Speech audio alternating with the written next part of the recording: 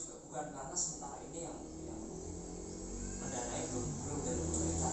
Tapi sebenarnya kalau baru sampah sebenarnya dari pemerintah ini sebenarnya, karena gini sebenarnya kan dari pusat sendiri itu mengharapkan bahwa setiap desa itu bisa berdikari, mas, jadi punya usaha sendiri, tidak perlu menggantungkan sesuatu itu dari dana yang diberikan oleh pemerintah gitu. Nah, itu salah satu mungkin profil dari BUMDes. Nah, untuk Wonowaring sendiri ini BUMDesnya berdiri sekitar 1 tahun yang lalu.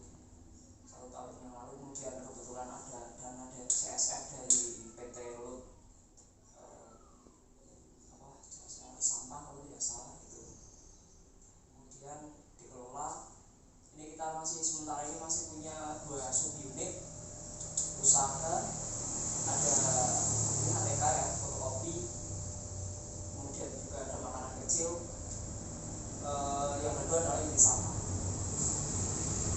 Ya, nah, untuk produknya sendiri ya kayak gini. Kalau untuk fotokopi, alhamdulillah ini jalan semua dua-duanya. Kalau untuk sampah nanti kita bisa langsung ke lokasi aja. Tapi kayak untuk sing tadi yang saya bilang minyak, nggak tahu kita masih punya sampelnya atau enggak. Tapi intinya ada sih, ada kita ada produk-produknya gitu untuk dari sampah sendiri. Dan nanti kita bisa, kalau dengan berkenan kita nanti bisa ke sana untuk ya mungkin ya saya jelasin nanti gimana sih pengelolaannya gitu. Intinya sih gitu. Nah, untuk unit ini sendiri, unit ATK sendiri memang kita mengcover kebutuhan dari masyarakat, terutama di sini kalau mau fotokopi itu susah.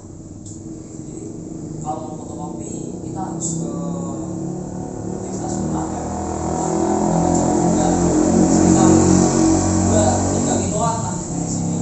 Di Karanganyar juga ada, di sana juga ada, tapi agak jauh. Jadi kalau pas misalnya sekarang kan lagi marak tuh ada bantuan-bantuan dari pemerintah segala macam yang otomatis membutuhkan fotokopi kayak gitu. Kebanyakan masyarakat itu kesusahan karena nek pas tokonya kan mesti bareng-bareng, ya datangnya kan pasti bareng-bareng. Terus berawal dari situ pengurusan BUMDes punya inisiatif untuk buka ini ATK. Alhamdulillah sampai sekarang masih aktif juga. Biasanya yang jaga di sini Mas Novan. Terus kalau untuk sampah sendiri awalnya sih awalnya itu kita prihatin aja sih, mas, dengan kondisi. Sama tadi datang dari mana? Dari sana kan ini. Biasanya di sungai sana itu biasanya ada tumpukan sampah banyak banget. Bayangin, sampah masuk ke desa ini, kemudian yang dilihat pertama adalah sampah. Nah, berawal dari situ, kemudian juga ada beberapa tumpukan sampah di beberapa lokasi di desa ini. Nah, berawal dari situ pengurus Ustaz Wadi sih yang punya inisiatif. Contoh aja sih, gimana kalau kita kelola sampah aja gitu. Oke. Yang dikelola ini sampah organik, anorganik. All sampah, semua sampah kita nggak pilih-pilih, kita nggak maksudnya nggak mengkategorikan itu. Tapi sebenarnya gini, harapan kita adalah nanti masyarakat bisa memilah dari rumah kayak gitu, mana yang organik, mana yang anorganik kayak gitu. Karena semuanya itu gini, mas, sampah kalau kita tangani dengan benar itu nggak ada sampah, mas.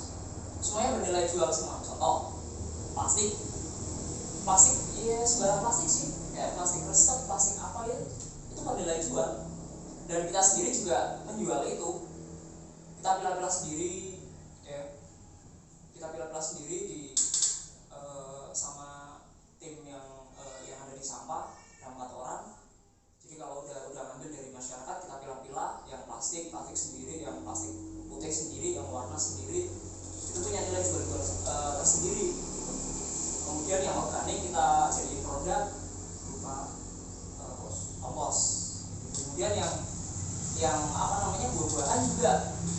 kita sendiri, karena itu bisa jadi molnya untuk nanti komposnya. Itu juga bisa jadi produk juga nantinya.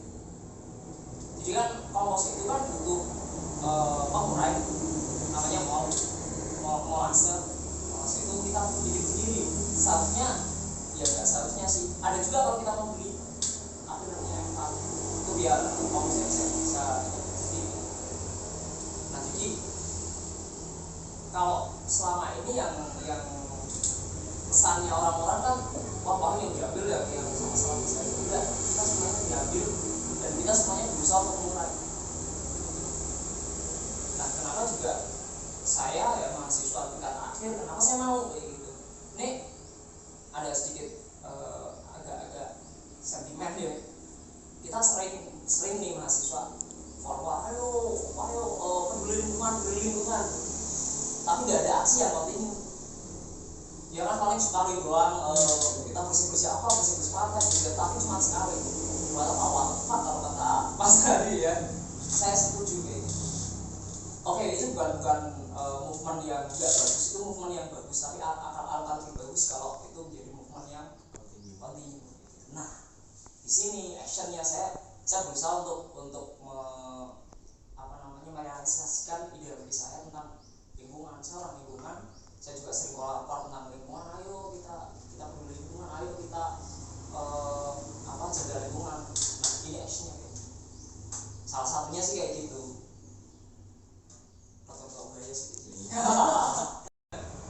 Kebetulan yang ganggu kita selama ini kan PT Bimasena yang gabung sama kita, maksudnya yang dekat sama kita, PT Bimasena. Kemudian Bimas Sejahtera itu diambil dari nama Bimasena sama Des Karya Sejahtera. Insya Allah nanti untuk produk yang disampah di kompos itu kita namain Bimas Sejahtera. Untuk visi dan misinya lah, untuk kendalanya sendiri, kendala di tugas ini yang pertama tetap personil, Mas. Kita personil ada 7 orang, 1, 2, 3, 4, 5, 6, 7, ada 7 orang.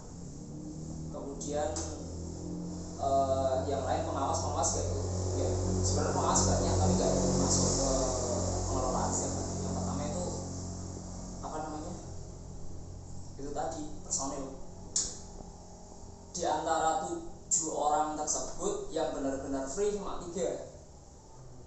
Yang 4 sifatnya kayak freelance gitu. Yang 4 itu sebenarnya justru yang 3 yang freelance, yang nggak bisa full time gitu. Jadi gini, 4 orang kita di sampah itu setiap hari. 4 orang kita ada di sampah, kemudian yang 3 orang keluar di sini. Nah yang 3 orang itu ya yang sering absen. Soalnya kan yang satu kepala TK, jelas dia nggak mungkin di sini dong. Yang satunya lagi punya usaha sendiri web, jadi nggak bisa standby di sini juga. Terus kalau Ustaz Suhadi sendiri sudah masuk ke sampah, dia setiap hari di sampah. Beliau juga alumni ya juga kok, HKI juga. Ini sebenarnya yang pas yo Ustaz Suhadi, sarjana hukum, HKI juga. berarti kendalanya paling personil. Yang pertama personil, yang kedua peralatan. Untuk terutama yang di sampah kita masih butuh banyak sekali peralatan yang harus dipenuhi biar kita bisa pengelolaan bisa maksimal, bisa optimal. Itu ya harus punya peralatan, karena selama ini kita masih menggunakan metode yang manual semua. Contoh untuk memilah-milah sendiri, sebenarnya itu harus kalau memilah-milah enggak sih, kalau untuk proses menjadi kompos biar itu bisa benar-benar maksimal, kita harus punya yang pertama pencacah. Mesin pencacah kita belum punya sementara ini. Jadi untuk kompos sendiri masih kita cuma tumpuk, kita tutup, kemudian kita kasih mol, kita tutup, kayak gitu aja. Dan itu prosesnya lama banget. Kemarin bisa kita gunakan setelah hampir setengah tahun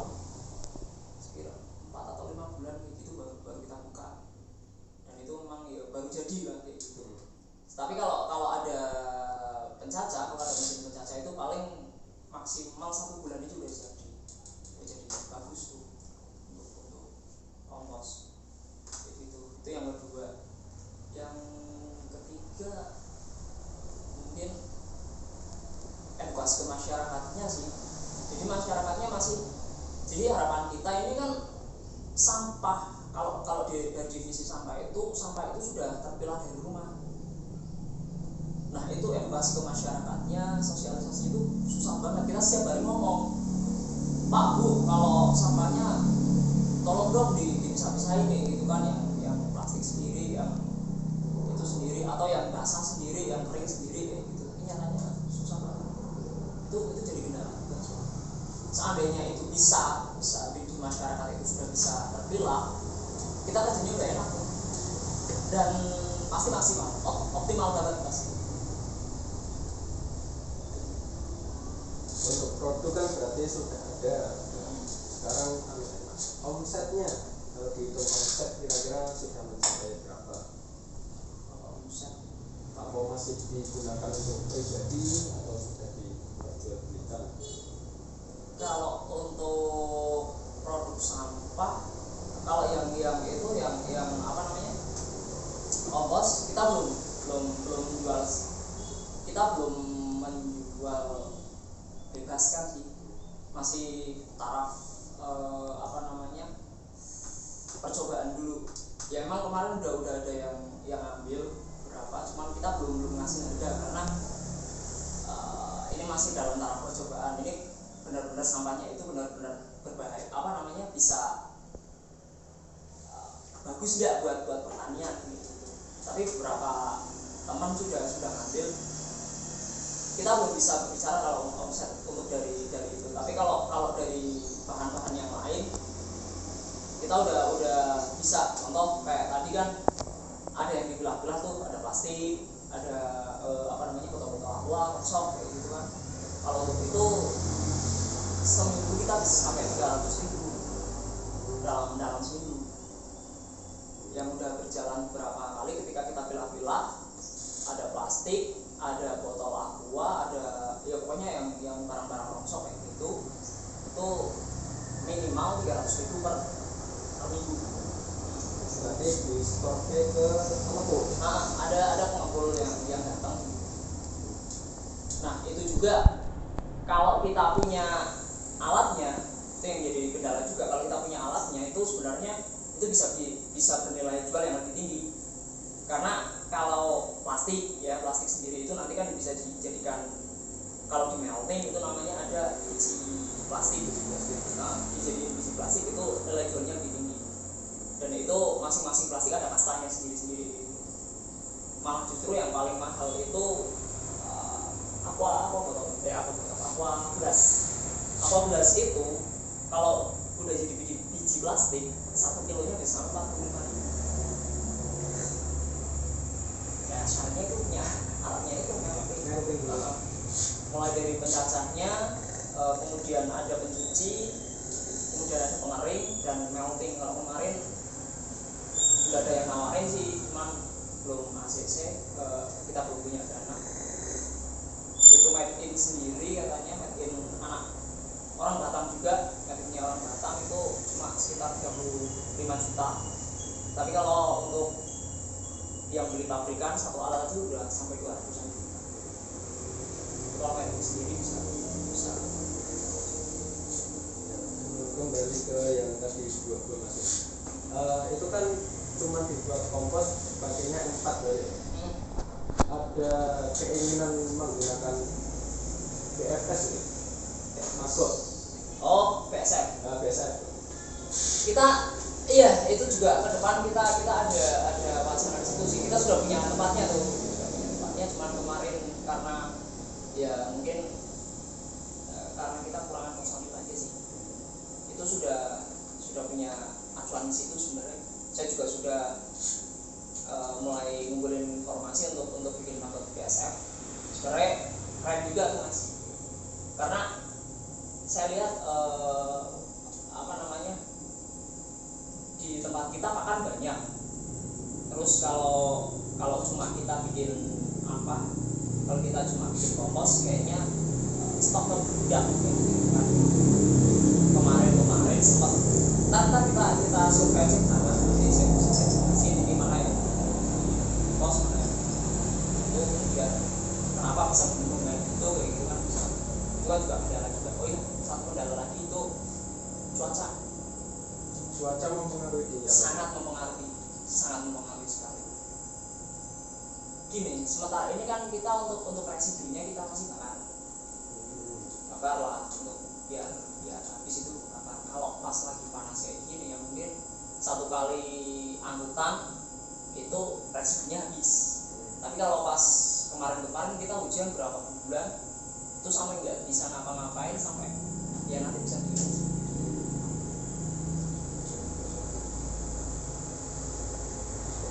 Ini mungkin untuk tinggal survei lapangan.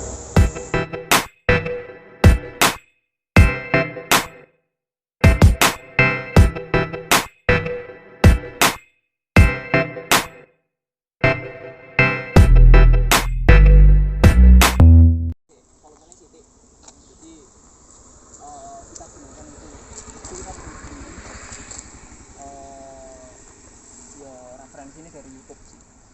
Kita referensi dari YouTube. Sebenarnya cukup efektif juga karena untuk hampir semua jenis sampah bisa hancur pakai itu. Cuma kendalanya adalah kita butuh oli kotor. Selalu pakai oli kotor, kemudian di bawahnya dikasih blower, itu dia akan panasnya di atas ratusan derajat sih, di atas 100 derajat. Jadi semua sampah bisa hancur pakai itu. Cuma kurang efektif karena terlalu kecil dengan volume sampah yang besar. Jadi selama ini kita untuk proses penghancurannya kita tetap pakai blower. Ada.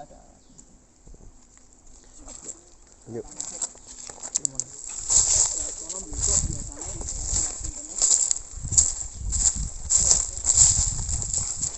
Teman-teman kalau istirahat di sini, kemudian di situ tempat milah-milah biasanya.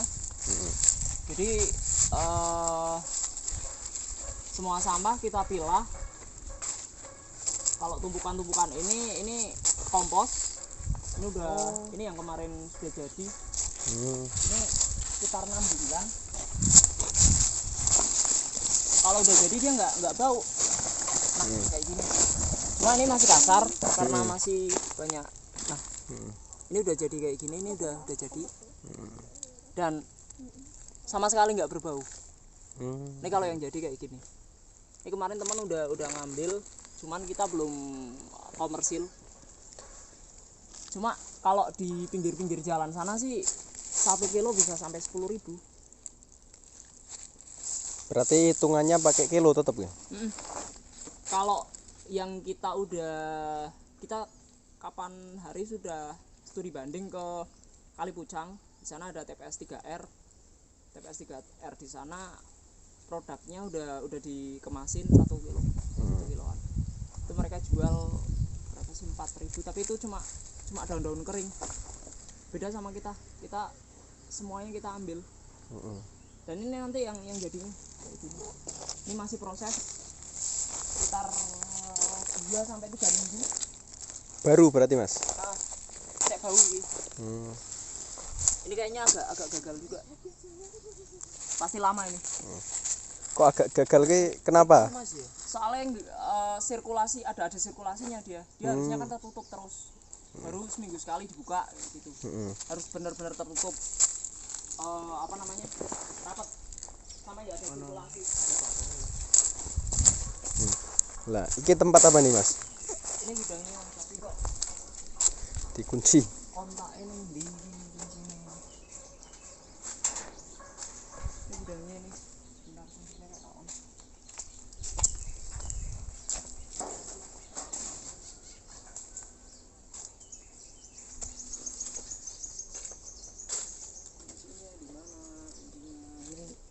Soalnya inti dari segala intinya kan gini.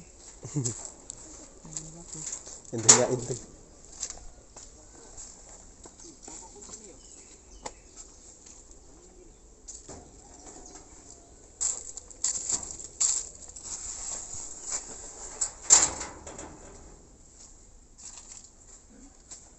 Ini inti dari skala ini. Oh, itu berarti sing M4-nya.